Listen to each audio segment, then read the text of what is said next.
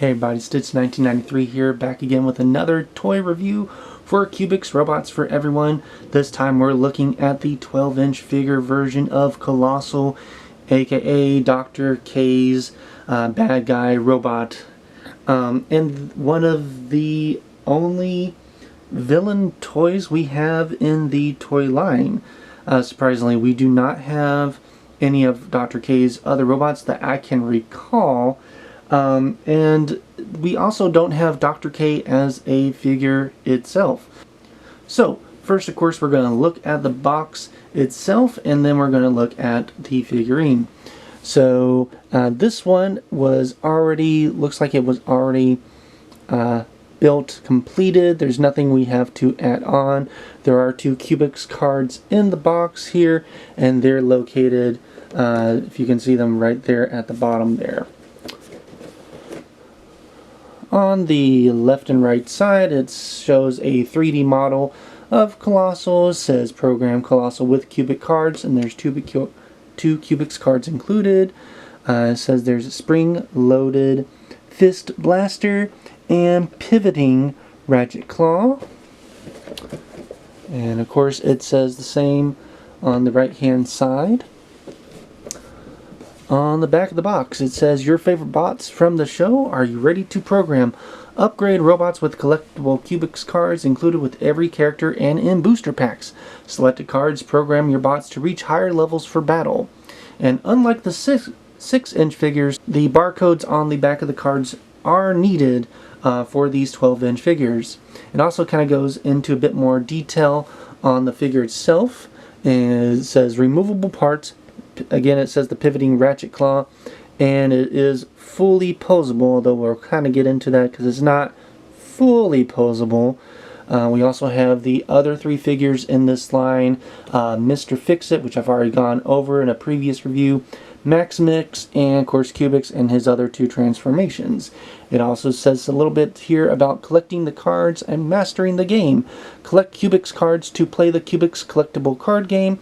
Add booster packs to your game deck for maximum gameplay. So now we're going to look at the figure itself and go over all the articulation. Alright, so here he is all out of the box, standing at just a little under, not sure if you can see that well, sorry, just a little under 9 inches there.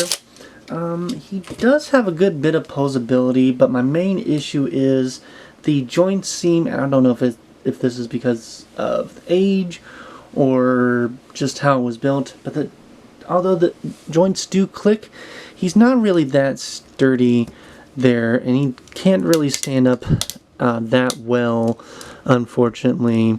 So you do have to kind of balance him a bit. But let's go over the articulation here. So for in the legs, you can of course pose them at the hip joints and at the knee joints. The foot joints do not pose at all. This is the same for both legs.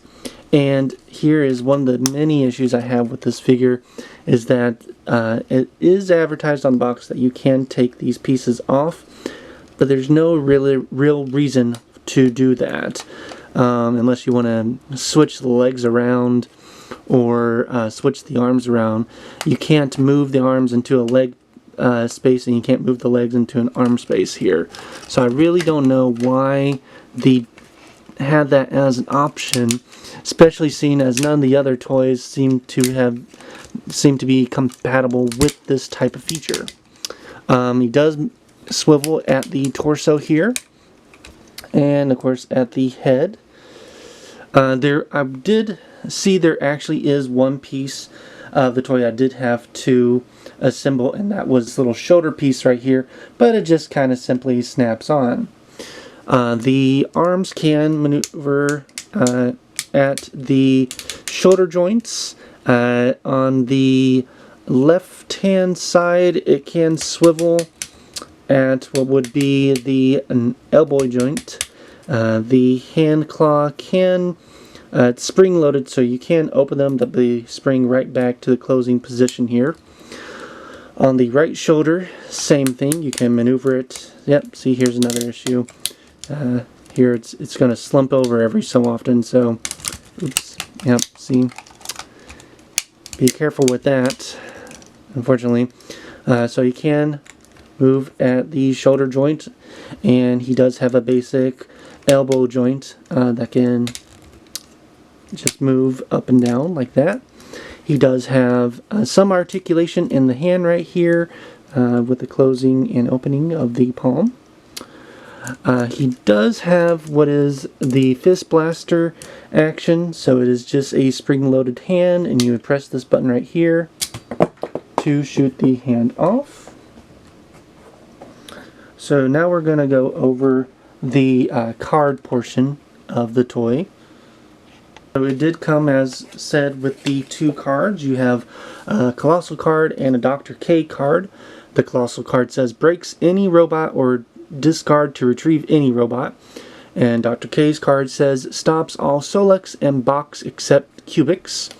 And they both have a specialized barcode on the back right here.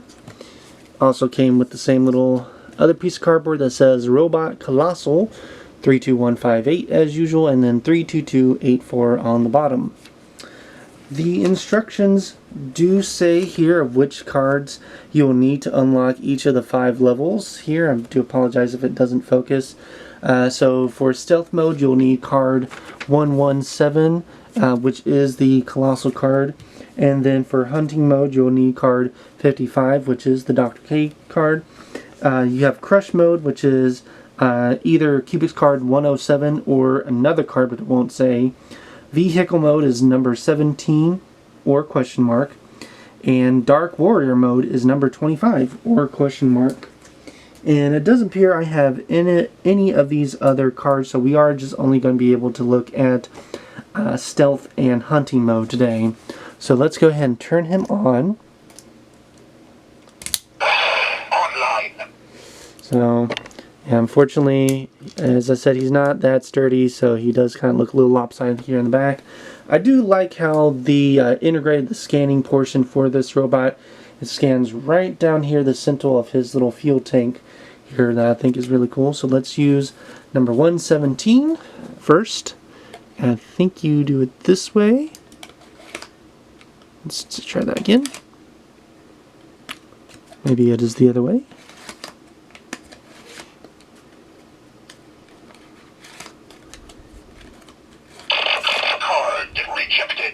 Let's try that again.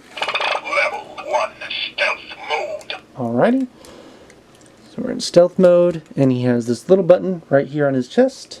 Stealth attack unlocked.